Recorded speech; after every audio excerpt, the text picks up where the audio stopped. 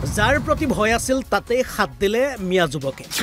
হিন্দু ধৰ্মাৱলম্বীৰ পূজাত হাত দিলে মিয়াই মনসা পূজাৰ নামত ধন সংগ্ৰহত নামিল মিয়া যুৱক এড্ৰেছটো কৈ দে এবাৰ হাতটো নমা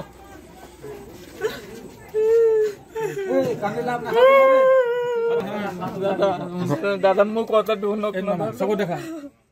প্ৰবঞ্চনাৰে ধন তুলি এবাৰ ৰাইজৰ ৰুখত পৰিল মিয়া যুৱক আগ্ৰাসনৰ চূড়ান্ত সীমাত প্ৰৱেশ কৰিলে এবাৰ সন্দেহযুক্ত নাগৰিক অসমীয়াৰ মাটি ভেটি দখল কৰি এবাৰ হিন্দুৰ পূজাক প্ৰবঞ্চনাৰ অস্ত্ৰ হিচাপে ব্যৱহাৰ কৰিলে মিয়া যুৱকে ঘটনা গোলাঘাটৰ বৰপথাৰ ৰাইজে কৰায়ত্ব কৰা এই যুৱকজনৰ নাম হৈছে ৰহিম আলী এইজন ৰহিম আলীয়ে এবাৰ নিজকে হিন্দু যুৱকৰ পৰিচয় দি মনসা পূজাৰ নামত ধন সংগ্ৰহত নামিল হিন্দু অধ্যুষিত অঞ্চলত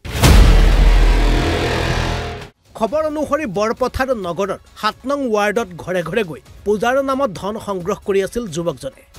পাছে একাংশ ৰাইজৰ সন্দেহ উপজাত যুৱকজনৰ পৰিচয় সোধোতে ওলাই পৰে জুলুঙাৰ মেকুৰী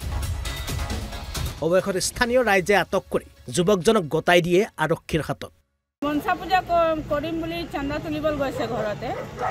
কৈছে সি কিবা কিবি জানে মানে মোক কৈছে মানে তাৰপিছত সি কৈ আছিলে যে এই গাড়ীখন কাৰ মই কৈছোঁ মোৰ মানুহজন টয়লেট গৈছে লেট্ৰিন কৰিবলৈ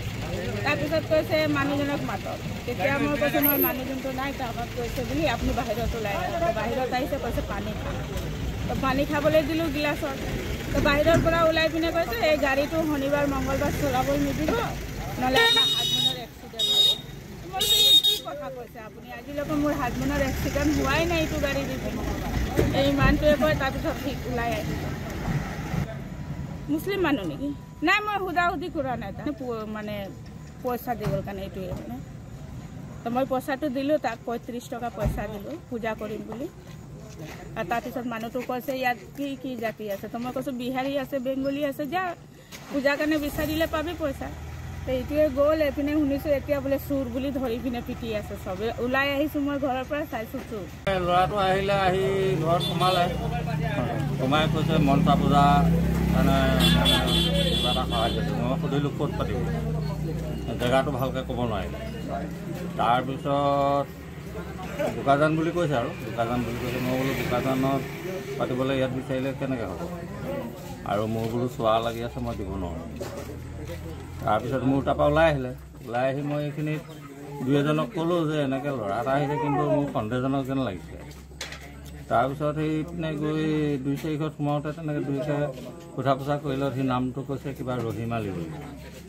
সেইকাৰণে সন্দেহত সকলোৱে ধৰি এতিয়া পুলিচত খন্দা দিয়া হৈছে